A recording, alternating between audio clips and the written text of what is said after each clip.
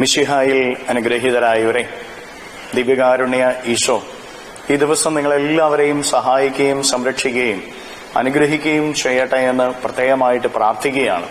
കർത്താവിന്റെ സർവ്വകൃപകളും അനുഗ്രഹങ്ങളും ഈ ദിവസം അവിടുന്ന് നിങ്ങളുടെ ജീവിതങ്ങളിലേക്ക് വർഷിക്കട്ടെ.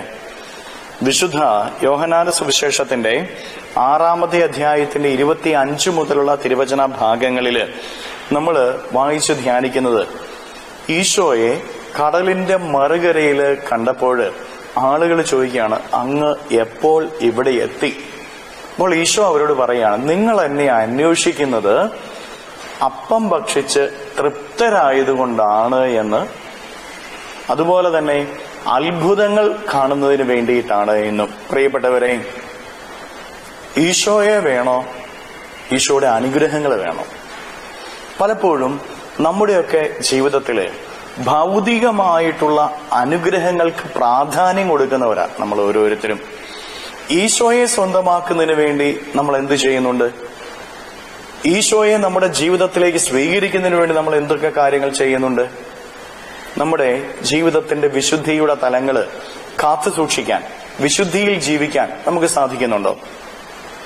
നമ്മൾ ഈശോയുടെ അനുഗ്രഹങ്ങൾ ഏറ്റുവാങ്ങുന്നതിന് വേണ്ടി പല കാര്യങ്ങൾ ചെയ്യും. പല പ്രാർത്ഥനകൾ നടത്തും, പല ധ്യാന കേന്ദ്രങ്ങളിൽ പോകും, ഉടമ്പടികൾ എടുക്കും, നിയോഗ പ്രാർത്ഥനകൾ സമർപ്പിക്കും. അതുപോലെ തന്നെ എത്ര ദൂരേക്ക് വേണമെങ്കിലും നമ്മൾ ശുശ്രൂഷയിൽ പങ്കെടുക്കാനായിട്ടൊക്കെ ധ്യാന കേന്ദ്രങ്ങൾ സന്ദർശിച്ച് പ്രാർത്ഥിക്കും. ധ്യാന ഗുരുക്കന്മാരെ കാണും, കൗൺസിലേഴ്സിനെ കാണും, പ്രത്യേകമായ ബലികൾ നമ്മൾ അർപ്പിക്കും, നൊവേനകളിൽ പങ്കെടുത്ത് പ്രാർത്ഥിക്കും. അത്ഭുത പ്രവർത്തകരായ വിശുദ്ധരുടെ അരികിലേക്ക് നമ്മൾ ചെന്ന് പ്രാർത്ഥനകൾ നടത്തും, ഒക്കെ ചെയ്യും. നമ്മുടെ വ്യക്തിപരമായ ജീവിതത്തിലെ ഭൗതികമായ അനുഗ്രഹങ്ങൾക്ക് വേണ്ടി എന്തും ചെയ്യാനായിട്ട് നമുക്ക് മടിയില്ല. എന്നാൽ ഈശോയെ സ്വന്തമാക്കുന്നതിന് വേണ്ടി നമ്മൾ എന്തുമാത്രം പരിശ്രമിക്കുന്നുണ്ട്, അതിനുവേണ്ടി എന്ത് ജീവിതം നമ്മൾ നയിക്കുന്നുണ്ട്? ഈശോയെ സ്വന്തമാക്കണമെങ്കിൽ വിശുദ്ധി വേണം.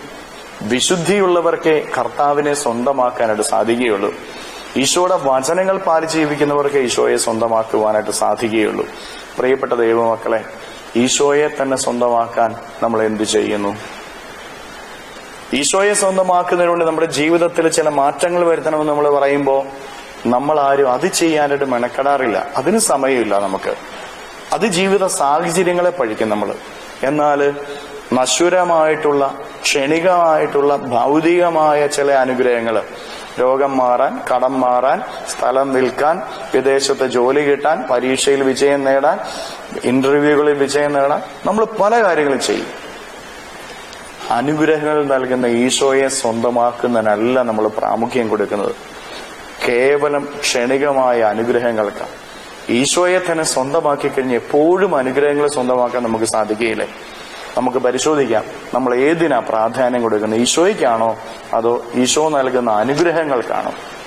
ചിന്തിച്ചു കഴിയുമ്പോൾ നമുക്ക് മനസ്സിലാക്കാൻ പറ്റും, ഈശോ നൽകുന്ന അനുഗ്രഹങ്ങൾക്ക് വേണ്ടിയിട്ടാണ് നമ്മൾ കൂടുതൽ ആഗ്രഹിക്കുന്നു, അതിനു വേണ്ടിയിട്ടാണ് നമ്മൾ പ്രാർത്ഥിക്കുന്നത്. ഈശോയെ സ്വന്തമാക്കാൻ നമുക്ക് പരിശ്രമിക്കാം, അതിനുവേണ്ടി നല്ലൊരു ജീവിതം നയിക്കാം.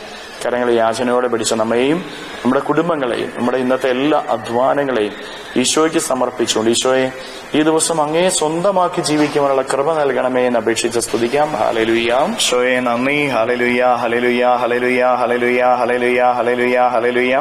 കർത്താവായ ഈശോയെ മക്കളെ ഓരോരുത്തരെയും സമർപ്പിക്കുന്ന ഇവരെ ഓരോരുത്തരെയും അനുഗ്രഹിക്കുകയും ആശീർവദിക്കുകയും ചെയ്യണമേ. ഇവരുടെ ജീവിതങ്ങളിലേക്ക്, ഇവരുടെ അധ്വാനങ്ങളിലേക്ക്, ഇവരുടെ ജീവിത വഴികളിലേക്ക് അങ്ങ് ഇറങ്ങിച്ചെന്ന് ഇവരുടെ ജീവിതത്തിൽ നിന്ന്, ജീവിത വഴികളിൽ നിന്ന് സർവ്വ തിന്മകളും ബന്ധനങ്ങളും കെട്ടുകളും പിശാചി രൂപത്തിലും നാരകീയ ശക്തിയുള്ള പ്രവർത്തനങ്ങളും നിർവീര്യമാകട്ടെ എന്ന് കൽപ്പിക്കുന്നു.